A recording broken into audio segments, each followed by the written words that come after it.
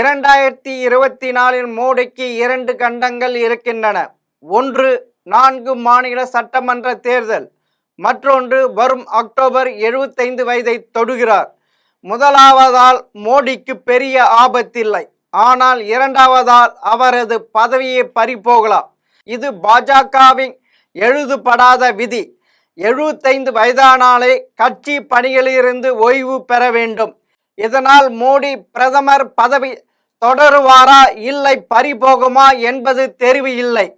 அதற்கு முன்பாக 4 மாநில சட்டமன்ற தேர்தலில் ஹரியானா மற்றும் ஜம்மு காஷ்மீருக்கு செப்டம்பர் அக்டோபரில் சட்டமன்ற தேர்தல் நடக்க இருக்கிறது. இந்த 2 மாநிலங்கள் யார் வெற்றி பெறுவார்கள் என்பதை தான் இப்போது பார்க்க போகிறோம். பாராளுமன்ற தேர்தலை தொடர்ந்து ஹரியானா ஜம்மு காஷ்மீர் சட்டமன்ற தேர்தல்களை நடத்த தயாராக இருக்கிறது தேர்தல் ஆணையம். ஜம்மு காஷ்மீர் யூனியன் பிரதேசத்துக்கு செப்டம்பர் 18, 25, அக்டோபர் 1 ஆகிய தேதிகளில் 3 கட்டங்களாக வாக்குப்பதிவு நடைபெறுகிறது. அதே போல ஹரியானா மாநிலத்தில் அக்டோபர் 1ஆம் தேதி ஒரே கட்டமாக வாக்குப்பதிவு நடக்க உள்ளது. இதன் முடிவுகள் அக்டோபர் 4 வெளியாகின்றன.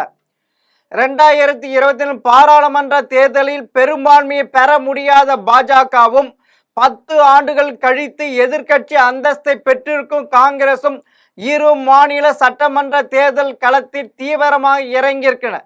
வெற்றி யார் பக்கம்? இந்தியாவையே உலுக்கி எடுத்த விவசாயிகள் போராட்டம், டெல்லியை கலங்கடித்த மல்யுத்த வீராங்கனைகள் போராட்டத்துக்கு பிறகு ஹரியானா சந்திக்கும் முதல் சட்டமன்ற தேர்தல் இது. இந்த 2 போராட்டங்களும் கலந்து கொண்டு மத்திய பாஜக அரசுக்கு எதிராக முழக்கையிட்டவர்களில் ஹரியானாவை சேர்ந்தவர்கள் தான் அதிகம். ஆகவே தொடர்ந்து 2 முறையாக ஹரியானாவை ஆளும் பாஜகவுக்கு இந்த தேர்தல் கடினமாக இருக்க போகிறது. ஹரியானா 90 தொகுதிகள் கொண்டது. 2014 சட்டமன்ற தேர்தலில் 47 இடங்களில் வென்று ஆட்சி அமைத்த பாஜக 2019 பெரும்பான்மை கிடைக்காவிட்டாலும் 40 தொகுதிகளில் வென்ற பாஜக 10 தொகுதிகளில் வென்ற மாநில கட்சியான ஜேஜேபியின் ஆதரவுடன் ஆட்சி அமைத்தது. பாராளுமன்ற தேர்தலுக்கான தொகுதி பங்கீட்டில் சிக்கல் ஏற்படவே கடந்த மார்ச் மாதம் தனது ஆதரவை வாபஸ் பெற்றது ஜேஜேபி. அப்படி இருந்த சுயேட்சைகளின் ஆதரவுடன் ஆட்சியை தக்க வைத்து கொண்டது பாஜக. இந்த சமயத்தில் 9 ஆண்டுகளாக முதல்வராக இருந்த மனோகர்லால் கட்டார் பதவியை ராஜினாமா செய்தார். நயாப் சைனி முதல்வராக்கியது பாஜக தலைமை. கட்டார் ஆட்சியின் மீதான அதிருப்தியை சரி கட்டத்தான் இந்த மாற்றம் என சொல்லப்பட்டது. இதற்கு காரணம் பொருளாதாரத்தில் பின்னடைவு, தண்ணீர் பிரச்சனை, விவசாயம் பாதிப்பு, போராட்டத்தை முன்னெடுத்து விவசாய கிராமங்களை முடக்கியது போன்ற பிரச்சனைகள் 10 ஆண்டு கால பாஜக ஆட்சியின் மீது கடும் அதிருப்தியை உண்டாக்கி இருக்கின்றன. கூடவே வேலைவாய்ப்பின்மை தலைவிரித்தாடுகிறது. இந்த சமயத்தில் அக்னிபாத் திட்டத்தை கொண்டு வந்தது மத்திய பாஜக அரசு. இராணுவத்தில் அதிகப்படியாக இணையும் ஹரியானா இளைஞர்களுக்கு மத்தியில் இந்த விவகாரம் பாஜக மீதான கோபத்தை அதிகரித்து செய்தது. 2019 பாராளுமன்ற தேர்தலில் ஹரியானாவில் உள்ள 10 தொகுதிகளையும் கைப்பற்றிய பாஜக இந்த முறை 5இல் மட்டுமே வென்றது. உட்கட்சி பூசலில் திண்டாடினாலும் பாஜகவின் மீதான அதிருப்தி காங்கிரஸ் கட்சிக்கு 5 தொகுதிகளை பெற்று தந்தது. அதோடு இளைஞர்கள் மத்தியில் ராகுலுக்கு செல்வாக்கு அதிகரித்திருப்பது காங்கிரசுக்கு பலம் சேர்க்கிறது. மேலும் ஹரியானாவை சேர்ந்த வினோத் போகத்துக்கு பதக்கம் கிடைக்காததை பாஜகவுக்கு எதிரான பிரச்சாரமாக மாற்றி வருகிறது காங்கிரஸ். சில பாஜக தலைவர்கள் வினேஷுக்கு எதிராக பேசியதும் ஹரியானா மக்களை கொந்தளிப்பில் ஆழ்த்திருக்கிறது. 2019 பாராளுமன்ற தேர்தலில் ஒப்பிடும்போது கடந்த பாராளுமன்ற தேர்தலில் காங்கிரசின் வாக்கு வங்கி 18% உயர்ந்து இருக்கிறது. அதுவே பாஜகவின் வாக்கு வங்கி 11% குறைந்து இருக்கிறது. ஹரியானா அரசியலை உற்று நோக்கும் சிலர் இந்த தேர்தலில் தனித்து களமிறங்கும் ஆம் ஆத்மி சில தொகுதிகளில் மட்டுமே வாக்குகளை பிறக்கும் ஓரிரு இடங்களை வென்றாலும் தேர்தலுக்கு பிறகு காங்கிரஸ் கட்சிக்கு ஆதரவளிக்கும். அதே போல தனித்து போட்டியிடும் ஜேஜேபியும் தொங்கும் சட்டமன்றம் ஏற்படும் நிலையில் காங்கிரஸை ஆதரிக்க வாய்ப்புகள் அதிகம். எனவே தற்போதைய நிலவரப்படி ஹரியானாவில் ஓங்கி இருப்பது காங்கிரஸ் கைதான் என்கிறார்கள். சமீபத்தில் இந்தியா டுடே வெளியிட்ட கருத்து கணிப்பில் ஹரியானாவில் காங்கிரஸ் 46% வாக்குகளையும் பாஜக 43% ஓட்டுகளையும் பெறும். தற்போது காங்கிரஸ் கைதான் ஓங்கியிருக்கிறது. அப்படி இருந்தாலும் வாக்குப்பதிவுக்கு இன்னும் 50 நாட்கள் இருக்கின்றன. அதற்குள் என்ன வேண்டுமானால் நடக்கலாம்.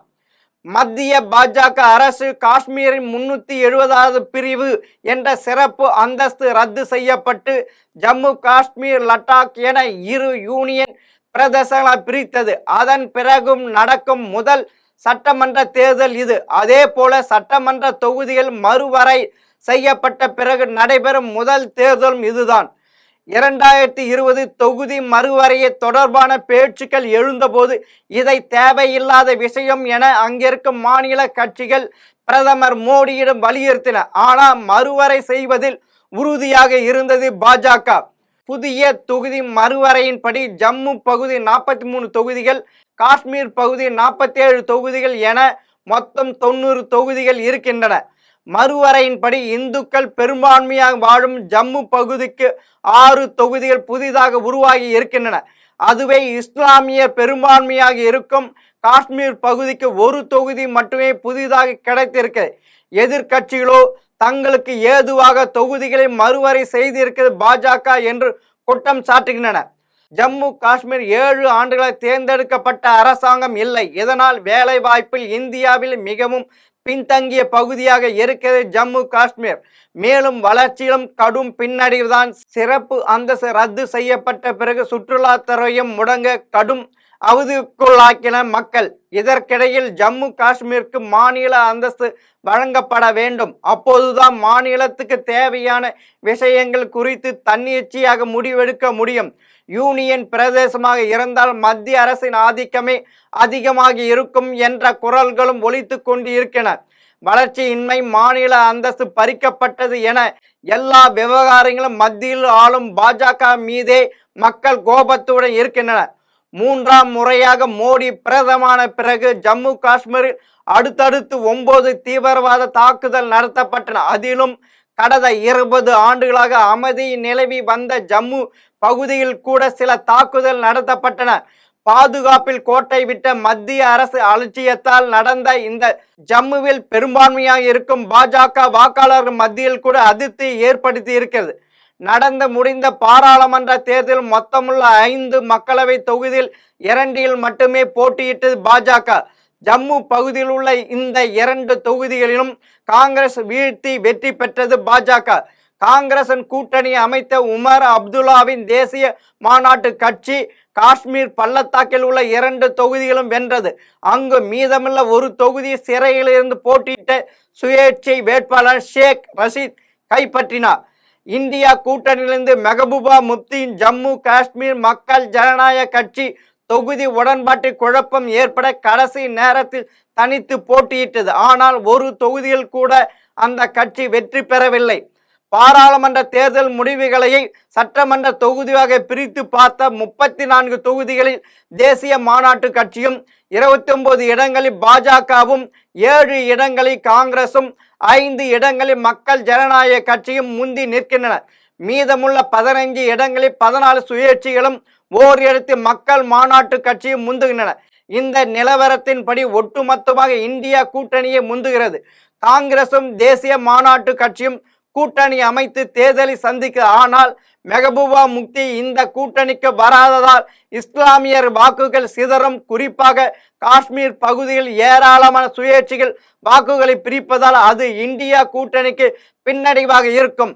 ஆனால் ஜம்மு பகுதியில் இந்துக்களின் வாக்குகளை ஒருங்கிணைத்திருக்கும் பாஜக எளிதாக அதிக இடங்களை வென்றுவிடும். காங்கிரஸில் இருந்து விலகிய குலாம் நபி ஆசாத் மூலம் காஷ்மீர் சில பகுதிகளை கைப்பற்ற பாஜக முயலும். 2024 மக்களவை தேர்தல் காஷ்மீர் பள்ளத்தாக்கில் உள்ள 3 தொகுதிகள் பாஜக, காங்கிரஸ் 2 கட்சிகளும் போட்டியிடவில்லை. அங்கு பாஜகவுக்கு பெரும் செல்வாக்கில்லை என்றாலும் காங்கிரஸ் கணிசமான வாக்களை பெறக்கூடும். தற்போதைய நிலவரப்படி ஜம்மு காஷ்மீர் தொங்கு சட்டமன்ற ஏற்படவே வாய்ப்புகள் அதிகம். ஆக ஹரியானா மற்றும் ஜம்மு காஷ்மீர் பாஜக தோல்வியை சந்திக்க அதிக வாய்ப்பு இருப்பதாக கருத்து கணிப்புகள் சொல்லுகின்றன. அக்டோபர் 4ஆம் தேதி வாக்கு எண்ணும் போது யார் வெற்றி பெற்றார்கள் என்பது முழுமையாக தெரிந்துள்ளது. அதுவரை பொறுத்திருப்போம். மீண்டும் இன்னொரு தகவலோடு சந்திக்கிறேன். வணக்கம்.